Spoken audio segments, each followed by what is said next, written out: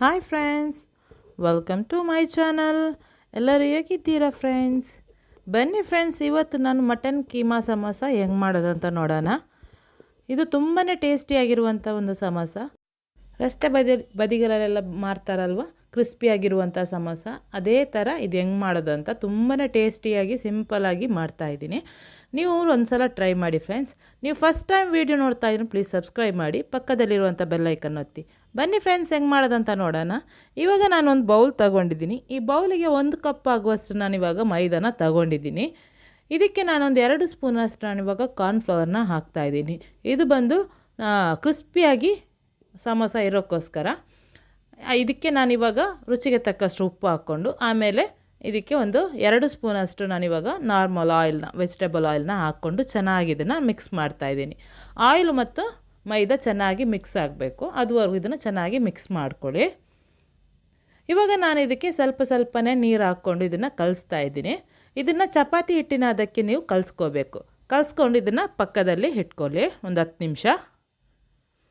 ಇವಾಗ ನಾನಿದು ಪಕ್ಕದಲ್ಲಿ ಇಟ್ಕೊಂಡು ಚೆನ್ನಾಗಿ ಸಾಫ್ಟ್ ಆಗಿದೆ. ನಾನು ಮಾಡಿರುವಂಥ ಹಿಟ್ಟು ಚೆನ್ನಾಗಿ ಸಾಫ್ಟ್ ಆಗಿದೆ. ಒಂದು 10 ನಿಮಿಷ ಆದ ನಂತರ ಇದನ್ನು ನಾನಿವಾಗ 4 ಬಾಲ್ನ ಮಾಡ್ತಾಯಿದ್ದೀನಿ. ಇವಾಗ 4 ಚಪಾತಿ ನಾನು ಮಾಡ್ಕೋತೀನಿ, ಅದಕ್ಕೋಸ್ಕರ ಇದನ್ನು 4 ಬಾಲ್ ಥರ ಕಟ್ ಮಾಡಿಕೊಂಡು ಇಟ್ಕೊಂಡಿದ್ದೀನಿ. ಇದನ್ನು ಚೆನ್ನಾಗಿ ಕೈಯಲ್ಲಿ ಇದನ್ನು ನಾದ್ಬಿಟ್ಟು ಇದನ್ನು ಒಂದು ಉಂಡೆ ಥರ ಇಟ್ಕೋಬೇಕು. ಇವಾಗ ನಾನು ಇದಕ್ಕೆ ಒಂದು ಸ್ವಲ್ಪ ಮೈದಾ ಹಾಕ್ಕೊಂಡು ಇದನ್ನು ಚಪಾತಿ ಥರ ಲಟ್ಟಿಸ್ತಾ ಇದ್ದೀನಿ. ಈ ಥರ ಚೆನ್ನಾಗಿ ಇದನ್ನು ತೆಳ್ಳಗೆ, ನಿಮಗೆ ಎಷ್ಟು ತೆಳ್ಳಗೆ ಮಾಡೋಕ್ಕಾಗುತ್ತೋ ಅಷ್ಟು ತೆಳ್ಳಗೆ ಇದನ್ನು ನೀವು ಲಟ್ಟಿಸ್ಕೋಬೇಕು. ಇದನ್ನು ದಪ್ಪ ಚಪಾತಿ ಮಾಡೋಕ್ಕೋಗ್ಬೇಡಿ. ಎಷ್ಟು ತೆಳ್ಳಗಾಗುತ್ತೆ ಅಷ್ಟು ತೆಳ್ಳಗೆ ಮಾಡಿಕೊಂಡ್ರೆ ನೀವು ಮಾಡುವಂಥ ಸಮೋಸ ಕ್ರಿಸ್ಪಿಯಾಗಿ ಬರುತ್ತೆ. ಆಮೇಲೆ ಇದನ್ನು ನಾನೇನು ಮಾಡ್ತಾಯಿದ್ದೀನಿ, ಸೈಡೆಲ್ಲ ಕಟ್ ಮಾಡ್ತಾಯಿದ್ದೀನಿ. ಇದನ್ನು ರೆಕ್ಟ್ಯಾಂಗಲಲ್ಲಿ ಕಟ್ ಮಾಡ್ತಾಯಿದ್ದೀನಿ. ನೋಡಿ, ನಾನು ಇವಾಗ ಎಕ್ಸ್ಟ್ರಾಸ್ ಎಲ್ಲ ತೆಗಿತಾ ಇದ್ದೀನಿ. ಇವಾಗ 4 ಚಪಾತಿನ ನಾನು ಮಾಡ್ಕೊಂಡಿದ್ದೀನಿ ರೆಕ್ಟ್ಯಾಂಗಲಲ್ಲಿ. ಇದನ್ನು ನಾನಿವಾಗ ಒಂದು ತವದಲ್ಲಿ ಬಿಸಿ ಮಾಡ್ತಾಯಿದ್ದೀನಿ. ಬಿಸಿಯಾಗಿರುವಂಥ ತವಕ್ಕೆ ಹಾಕಿ ಈ ಚಪಾತಿನ ನಾನಿವಾಗ ಏನು ಮಾಡ್ತಾಯಿದ್ದೀನಿ ಅಂದರೆ ಬಿಸಿ ಮಾಡ್ತಾಯಿದ್ದೀನಿ. ಒಂದು ಸ್ವಲ್ಪ ಬಿಸಿ ಮಾಡ್ಕೋಬೇಕು, ಜಾಸ್ತಿ ಬಿಸಿ ಮಾಡೋಕ್ಕೆ ಹೋಗಬೇಡಿ, ಅಂದರೆ ಅದು ರೋಸ್ಟ್ ಆದಂಗೆ ಕ್ರಿಸ್ಪಿ ಆಗಿಬಿಡುತ್ತೆ. ಅದಕ್ಕೋಸ್ಕರ ಒಂದು ಸ್ವಲ್ಪ ಅದು ನೀರಿನಂಶ ಹೋಗಿ ಒಂದು ಸ್ವಲ್ಪ ಡ್ರೈ ಆದರೆ ಸಾಕು. ಇದನ್ನು ನಾನು ಮಾಡಿ ಇಟ್ಕೊಂಡಿದ್ದೀನಿ. ನೋಡಿ, 4ನ್ನ ನಾನು ಇದನ್ನು ಕಟ್ ಮಾಡ್ತಾಯಿದ್ದೀನಿ. ನೀವು ಶಾಪ್ಗಳಿಂದ ತರ್ತಿರಲ್ವ ಪಟ್ಟಿ, ಅದೇ ಥರ ಬರುತ್ತೆ. ಈ ಥರ ಕಟ್ ಮಾಡಿಕೊಂಡ್ರೆ ನೋಡಿ, ಇವಾಗ ನಾನು ಒಂದೊಂದಾಗಿ ಕಟ್ ಮಾಡ್ತಾಯಿದ್ದೀನಿ. ಇದೇ ಥರ 4 ಸಮೋಸದ ನಾನು ಚಪಾತಿ ಮಾಡ್ಕೊಂಡಿದ್ದೆಲ್ಲ ಅದನ್ನು ಮಾಡ್ಕೊಂಡಿದ್ದೀನಿ. ನೋಡಿ, ಈ ಥರ ಮಾಡ್ಕೊಂಡು ನೀವು ಫ್ರಿಜ್ಜಲ್ಲಿ ಬೇಕಾದರೆ ಪ್ರಿಸರ್ವ್ ಮಾಡ್ಕೋಬೋದು. ಬಟ್ ಅದರ ಮೇಲ್ಗಡೆನು ಪೇಪರ್ ಹಾಕ್ಕೋಬೇಕು. ಇವಾಗ ನಾನು ಗ್ಯಾಸ್ ಆನ್ ಮಾಡಿಕೊಂಡು ತವಾನ ಇಡ್ತಾಯಿದ್ದೀನಿ, ಒಂದು ಬಾಣಲಿನ. ಇದಕ್ಕೆ ಒಂದು ಸ್ವಲ್ಪ ಬಿಸಿ ಆದ ನಂತರ ಒಂದು 2 ಸ್ಪೂನಷ್ಟು ನಾನು ಆಯಿಲ್ನ ಹಾಕ್ಕೊಂಡಿದ್ದೀನಿ. ಆಮೇಲೆ ಇದಕ್ಕೆ ಒಂದು ಮೀಡಿಯಮ್ ಸೈಜ್ ಆನಿಯನ್ನ ಹಾಕ್ಕೊಂಡು ಚೆನ್ನಾಗಿ ಇದನ್ನು ಫ್ರೈ ಮಾಡ್ತಾಯಿದ್ದೀನಿ. ಸಾಫ್ಟಾಗಿ ಒಂದು ಕಲರ್ ಚೇಂಜ್ ಆಗುವವರೆಗೂ ಇದನ್ನು ಆನಿಯನ್ನ ಬೇಯಿಸ್ಕೋಬೇಕು. ಇದರಲ್ಲಿ ಒಂದು ಸ್ವಲ್ಪ ಬೆಂದ ನಂತರ ಇದಕ್ಕೆ ನಾನಿವಾಗ 1 ಸ್ಪೂನಷ್ಟು ಶುಂಠಿ ಮತ್ತು ಬೆಳ್ಳುಳ್ಳಿ ಪೇಸ್ಟನ್ನು ಹಾಕ್ತಾಯಿದ್ದೀನಿ. ಆಮೇಲೆ ಇದಕ್ಕೆ 1 ಸ್ಪೂನಷ್ಟು ನಾನು ಗ್ರೀನ್ ಚಿಲ್ಲಿ ಪೇಸ್ಟನ್ನು ಹಾಕ್ತಾಯಿದ್ದೀನಿ. ಹಸಿಮೆಣಸಿನ್ಕಾಯಿನ ಪೇಸ್ಟ್ ಮಾಡಿಕೊಂಡು ಹಾಕ್ಕೊಂಡಿದ್ದೀನಿ. ನೀವು ಬೇಕಂದರೆ ಪೀಸ್ ಮಾಡಿಕೊಂಡು ಹಾಕ್ಕೋಬೋದು. ನಿಮಗೆ ಪೀಸ್ ಬಾಯಿಗೆ ಸಿಗಬೇಕಂದ್ರೆ ಪೀಸ್ಗಳನ್ನ ಮಾಡಿಕೊಂಡು ಹಾಕ್ಕೋಬೋದು. ನಾನಂದರೆ ಪೇಸ್ಟ್ ಮಾಡ್ಕೊಂಡು ಹಾಕ್ಕೊಂಡಿದ್ದೀನಿ. ಮಕ್ಕಳಿರುವ ಮನೆಗಳೆಲ್ಲ ಜಾಸ್ತಿ ಪೇಸ್ಟ್ ಮಾಡ್ಕೊಂಡು ಹಾಕ್ಕೊಂಡ್ರೆ ಒಳ್ಳೆಯದು. ಮಕ್ಕಳಿಗೆಲ್ಲ ಖಾರ ಇಷ್ಟ ಆಗಲ್ವಲ್ಲ, ಅದಕ್ಕೋಸ್ಕರ. ಆಮೇಲೆ ಇದಕ್ಕೆ ಒಂದು ಸ್ವಲ್ಪ ಇದನ್ನು ಏನು ಮಾಡಬೇಕು, ಫ್ರೈ ಮಾಡ್ಕೋಬೇಕು. ಫ್ರೈ ಆದ ನಂತರ ಇದಕ್ಕೆ ಕೀಮನ ಹಾಕ್ಕೋಬೇಕು. ಮಟನ್ ಕೀಮನ ನಾನಿವಾಗ ಒಂದು 300 ಗ್ರಾಮಷ್ಟು ತಗೊಂಡಿದ್ದೀನಿ. ಅದನ್ನು ಚೆನ್ನಾಗಿ ಇದನ್ನು ಮೀಡಿಯಮ್ ಫ್ಲೇಮಲ್ಲಿ ಬೇಯಿಸ್ಕೋಬೇಕು. ಅದು ನೀರು ಬಿಡುತ್ತೆ. ಅದಾಗೆ ವಾಶ್ ಮಾಡಿರುವಾಗ ನಾವೇನಾಗುತ್ತೆ, ನೀರಿನ ಅಂಶ ಇರುತ್ತಲ್ವ, ಅದೇನಾಗುತ್ತೆ ಬೇಯ್ತಾ ಹೋಗುವಾಗೆ ನೀರು ಬಿಡ್ತಾನೆ ಬರುತ್ತೆ. ನೀವು ನೀರೇನು ಹಾಕೋ ಅವಶ್ಯಕತೆ ಏನಿಲ್ಲ.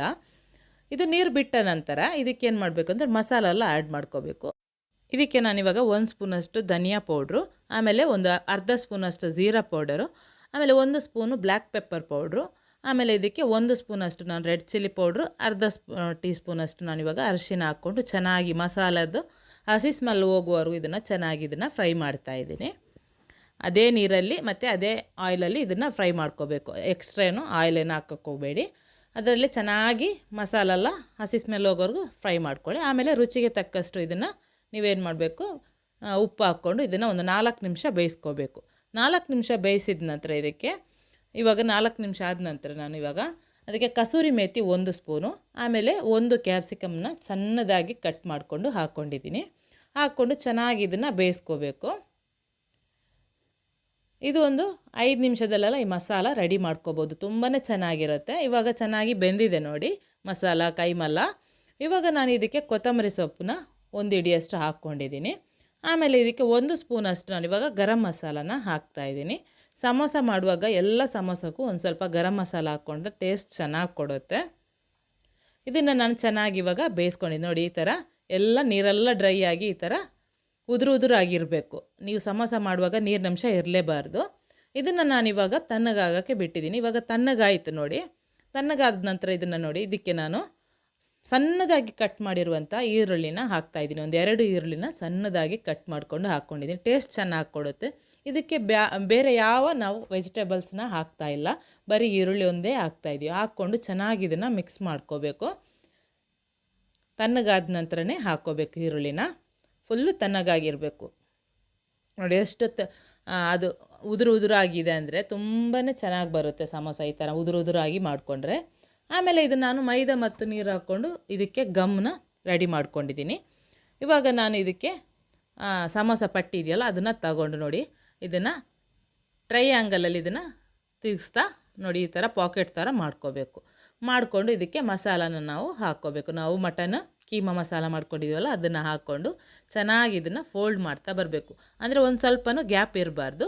ಒಂದು ಸ್ವಲ್ಪ ಗ್ಯಾಪ್ ಇದ್ದರೆ ಏನಾಗುತ್ತೆ ಅಂದರೆ ಆಯಿಲ್ ಚೆನ್ನಾಗಿ ಅದು ಕುಡಿದ್ಬಿಡುತ್ತೆ, ಹೀರ್ಕೊಳ್ಳುತ್ತೆ. ಅದಕ್ಕೆ ಆಯಿಲೇನು ಇರಬಾರ್ದಂದ್ರೆ ಅದರೊಳಗೆ ಹೋಗ್ಬಾರ್ದಂದರೆ ಫುಲ್ಲು ಕರೆಕ್ಟಾಗಿ ಓಪನ್ ಇಲ್ದಂಗೆ ಅದನ್ನು ನೀವು ಫೋಲ್ಡ್ ಮಾಡ್ತಾ ಬರಬೇಕು ನೋಡಿ. ಈ ಥರ ತುಂಬಾ ಚೆನ್ನಾಗಿರುತ್ತೆ. ಸೇಮ್ ನೀವು ಸ್ಟ್ರೀಟ್ ಸೈಡಲ್ಲೆಲ್ಲ ನೀವು ತಗೊಬರ್ತೀರಲ್ವ ರಂಜಾನಿಗೆಲ್ಲ, ಅದೇ ಥರನೇ ಬರುತ್ತೆ. ಟೇಸ್ಟ್ ತುಂಬಾ ಚೆನ್ನಾಗಿರುತ್ತೆ. ಇದೇ ಥರ ನೋಡಿ ನಾನಿವಾಗ ಪಟ್ಟಿ ರೆಡಿ ಮಾಡಿಕೊಂಡು ಇದನ್ನು ನಾನು ಇವಾಗ ಮಸಾಲ ಹಾಕ್ಕೊಂಡು ಸೇಮ್ ಅದೇ ಥರನೇ ಮಾಡ್ತಾಯಿದ್ದೀನಿ. ಈ ಥರ ಮಾಡ್ಕೊಂಡು ನೀವು ಫ್ರಿಜರು ಮಾಡ್ಕೋಬೋದು. ಫ್ರಿಜ್ಜಲ್ಲಿ ಎಲ್ಲ 1 ಮಂತ್ ತನಕ ಇದನ್ನು ನೀವು ಫ್ರಿಜರ್ ಮಾಡ್ಕೋಬೋದು. ಬಟ್ ಇದೆಲ್ಲೂ ಓಪನ್ ಇರಬಾರ್ದು. ಓಪನ್ ಇದ್ದರೆ ನೀವು ಫ್ರೈ ಮಾಡುವಾಗ ಆಯಿಲೆಲ್ಲ ಹೀರ್ಕೊಳ್ಳುತ್ತೆ. ಅದಕ್ಕೋಸ್ಕರ ಇವಾಗ ನಾನು ಎಲ್ಲನ ರೆಡಿ ಮಾಡ್ಕೊಂಡು ಇಟ್ಕೊಂಡಿದ್ದೀನಿ. ಇವಾಗ ಇದನ್ನು ನಾನು ಇವಾಗ ಮೀಡಿಯಮ್ ಫ್ಲೇಮಲ್ಲಿ ಇದನ್ನು ನಾವು ಫ್ರೈ ಮಾಡ್ತಾಯಿದ್ದೀನಿ. ಆಮೇಲೆ ನೀವು ಸಮೋಸ ಮಾಡುವಾಗ ಹೈ ಫ್ಲೇಮಲ್ಲೆಲ್ಲ ಮಾಡೋಕ್ಕೆ ಹೋಗಬೇಡಿ, ಅದು ಬೇಗನೆ ಫ್ರೈ ಆಗುತ್ತೆ, ಆಮೇಲೆ ಕ್ರಿಸ್ಪಿ ಇರಲ್ಲ. ಅದಕ್ಕೋಸ್ಕರ ಇವಾಗ ನಾನು ಒಂದೊಂದೇ ಹಾಕ್ಕೊಂಡು ಇದನ್ನು ಮೀಡಿಯಮ್ ಫ್ಲೇಮಲ್ಲಿ ಇದನ್ನು ಗೋಲ್ಡನ್ ಬ್ರೌನ್ ಬರುವವರೆಗೂ ಇದನ್ನು ಫ್ರೈ ಮಾಡ್ತಾಯಿದ್ದೀನಿ ನೋಡಿ. ಇವಾಗ ಗೋಲ್ಡನ್ ಬ್ರೌನ್ ಕಲರ್ ಬಂತು. ಜಾಸ್ತಿ ಫ್ರೈ ಮಾಡೋಕ್ಕೆ ಹೋಗಬೇಡಿ, ಅದೇನಾಗುತ್ತೆ ಅಂದರೆ ಸೀದೋಗುತ್ತೆ. ಸೀದ್ರೆ ಟೇಸ್ಟ್ ಏನಾಗುತ್ತೆ ಚೇಂಜ್ ಆಗಿಬಿಡುತ್ತೆ. ಇವಾಗ ನೋಡಿ ಪರ್ಫೆಕ್ಟಾಗಿ ಫ್ರೈ ಆಗಿದೆ. ಇದನ್ನು ನಾನು ಇವಾಗ ಒಂದೊಂದಾಗಿ ತೆಗಿತಾ ಇದ್ದೀನಿ. ಇವಾಗ ನೋಡಿ ಫ್ರೆಂಡ್ಸ್, ರೆಡಿ ಆಯಿತು. ತುಂಬಾ ಟೇಸ್ಟಿ ಆದಂಥ ಒಂದು ಸಿಂಪಲ್ ಆಗಿರುವಂಥ ಮಟನ್ ಕೀಮಾ ಸಮೋಸ. ನೀವು ರಸ್ತೆ ಬದಿಗಳಿಂದ ತರ್ತಿರಲ್ಲ ಸಮೋಸ, ಅದೇ ಥರ ಟೇಸ್ಟ್ ಬರುತ್ತೆ.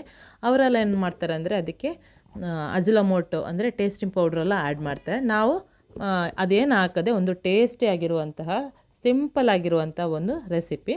ಇದು ಹೋಟೆಲಲ್ಲೆಲ್ಲ ಮಾಡ್ತಾರೆ, ಸೇಮ್ ಅದೇ ಥರ ಮಾಡಿದ್ದೀನಿ. ನೀವು ಮನೇಲಿ ಒಂದು ಸಲ ಟ್ರೈ ಮಾಡಿ ನೋಡಿ ಫ್ರೆಂಡ್ಸ್. ಟ್ರೈ ಮಾಡಿ ಹೆಂಗಾಯಿತು ಅಂತ ನನಗೆ ಕಮೆಂಟಲ್ಲಿ ಕಮೆಂಟ್ ಹಾಕಿ. ಹಾಗೆಯೇ ಈ ವಿಡಿಯೋಗೆ ಒಂದು ಲೈಕ್ ಕೊಡೋದಂತೂ ಮರಿಬೇಡಿ ಫ್ರೆಂಡ್ಸ್. ಈ ವಿಡಿಯೋನ ನಿಮ್ಮ ಫ್ಯಾಮಿಲಿ, ಫ್ರೆಂಡ್ಸಿಗೆ, ರಿಲೇಟಿವ್ಸ್ಗೆ ಎಲ್ಲರಿಗೂ ಶೇರ್ ಮಾಡಿ. ನೆಕ್ಸ್ಟ್ ನಾನು ಹೊಸ ರೆಸಿಪಿಯೊಂದಿಗೆ ಹೊಸ ವಿಡಿಯೋ ಜೊತೆ ಬರ್ತೀನಿ ಫ್ರೆಂಡ್ಸ್. ಬಾಯ್.